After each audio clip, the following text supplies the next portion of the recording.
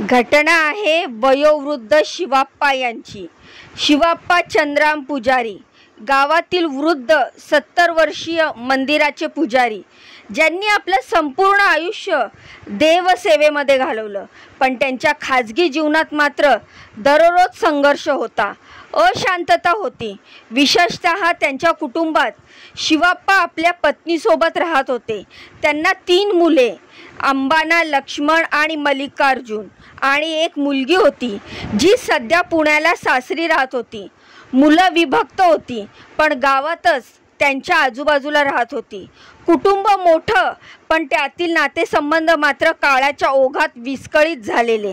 शिवाप्पा पुजारींचं दारूच्या व्यसनात अडकणं ही त्यांच्या कुटुंबातील सगळ्यात मोठी समस्या होती। दररोज मंदिरातल्या शिस्तबद्ध कामकाजानंतर ते घरी परतल्यानंतर मद्यप्राशन करत, नंतर पत्नीला शिवीगाळ, मारहाण आणि मुलांसमोर अपमान करत। विशेषतः मल्लिकार्जुनच्या पत्नीसमोर त्यांनी अनेक वेळा अपमानकारक वर्तन केलं। मल्लिकार्जुनच्या मनात असहाय्यतेचं आणि रागाचं मिश्रण तयार केलं, आणि शिवाप्पा जरी धार्मिक भूमिकेत होते तरी घरातील त्यांच्या वागणुकीमुळे कुटुंबात दहशत होती।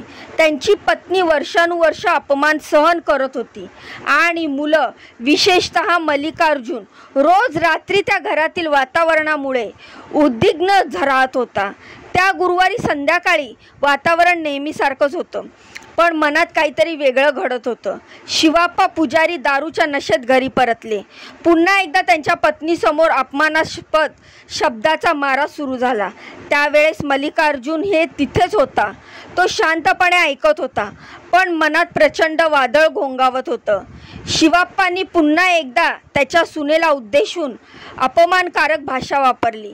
तेव्हा मल्लिकार्जुनचं सहनशक्तीचं भांडं अखेर भरून गेलं। रागाच्या भरात मल्लिकार्जुनच्या जवळ पडलेली काठी उचलली आणि वडिलांच्या डोक्यावर जोरात घाव घातला। त्या एका क्षणाने सगळं बदललं। शिवाप्पा जमिनीवर कोसळले, त्यांचं डोकं भिंतीवर आदळलं। रक्ताने भिजलेली जमीन आणि मुलाच्या हातून झालेली बापाची हत्या, हा क्षण एकाच वेळी स्तब्ध करणारा आणि असह्य होता। मुलगा घाबरलेला होता, त्याला हे कृत्य नकळत घडलं होतं, पण परिणाम मात्र कायमचे होते। काही वेळातच शेजाऱ्यांना समजलं आणि पोलिसांना बोलवण्यात आलं। उमदी पोलीस तत्काळ घटनास्थळी पोहोचले। मल्लिकार्जुनचं प्रत्यक्षदर्शन समोर गुन्ह्याची कबुली दिली, त्याला अटक करण्यात आली। पोलीस तपासात असं स्पष्ट झालं की ही हत्या कोणत्याही आर्थिक कारणामुळे किंवा मालमत्तेसाठी नव्हती, तर ती होती अपमानाच्या सलामामधून मनात साठलेल्या वेदनेतून। मल्लिकार्जुननी सांगितलं की वडिलांचं वर्तन वर्षानुवर्ष सहन केलं। पत्नीसमोर सततचा अपमान, मारहाण आणि शिवीगाळ यामुळे त्याच्या मनात द्वेष निर्माण झाला होता। सोनलक्की गावामध्ये सगळे चक्रावून गेले होते। एक धार्मिक मंदिराचा पुजारी, ज्याला गावात सन्मान होता, तो अशा प्रकारे मुलांच्या हातून ठार मारला गेला। पण गावातील लोकांनी काही आतून त्याचा धक्का वाटला नाही। त्यांनी कुजबूल सांगितली की शिवाप्पा चांगले होते, मंदिरात पण घरात ते फार रागीट आणि त्रासदायक होते। अटक केल्यानंतर मल्लिकार्जुनला जत येथील प्रथम वर्ग न्यायदंडाधिकारी कोर्टामध्ये हजर करण्यात आलं। कोर्टाने त्यांना 2 दिवसाची पोलीस कोठडी सुनावली।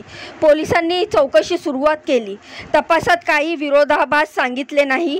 तो फक्त शांत होता, त्याचे डोळे सुजलेले होते। कदाचित त्याला स्वतःच्या कृतीची जाणीव झाली होती, पण वेळ उलटणं शक्य नव्हतं। शिवाप्पाच्या पत्नीचं दुःख विशेष होतं। एका बाजूला नवऱ्याचा मृत्यू, जो वर्षानुवर्ष त्रास देत होता, पण तरीही तो तिचा जोडीदार होता। दुसरीकडे मुलाचं तुरुंगात जाणं, तिच्या चेहऱ्यावरून तिला झालेला मानसिक गोंधळ स्पष्ट दिसत होता। ती फक्त एवढंच म्हणाली, हे सगळं टळू शकलं असतं जर त्यांचं वागणं थोडं बदललं असतं। मुलगी पुण्यात होती, तिने ऐकून तात्काळ गावामध्ये धाव घेतली। 3 भाऊ, अंबाना, लक्ष्मण आणि मल्लिकार्जुन, आता एकत्र उभे होते, पण त्यांच्यामध्ये जड शांतता होती। पाहत होते वडिलांचा मृतदेह एकदम थंड पडलेला, आणि आठवत होते त्यांच्या आठवणी, काही चांगल्या, बहुतेक त्रासदायकही। या घटनेतून आपण काय शिकावं, तर सोनलगतीतील ही घटना केवळ एक गुन्हा नव्हे, तर एक सामाजिक आरसा आहे। वृद्ध काळात व्यसनाधीन वडिलांनी केलेल्या अपमानाच्या सलांनी कसं एका मुलाच्या मनात हिंसेचं बीज उजवलं, हे दाखवलेलं आहे की ही घटना आपल्या प्रत्येकासाठी इशारा आहे की घरात सन्मान, संवाद आणि समजूत याची गरज किती आहे। जर कुटुंबाने वेळेवर संवाद साधला असता किंवा बाहेरून समुपदेशन घेतलं असतं तर कदाचित शिवप्पा जिवंत राहिले असते आणि मल्लिकार्जुन आता तुरुंगाच्या कोठडीत नसता। ही घटना ऐकून याविषयी आपल्याला काय वाटतं मला कमेंटच्या माध्यमातून नक्की सांगा। या माहितीबद्दल तुमच्या काय प्रतिक्रिया आहेत ह्या देखील मला कमेंट करून सांगा।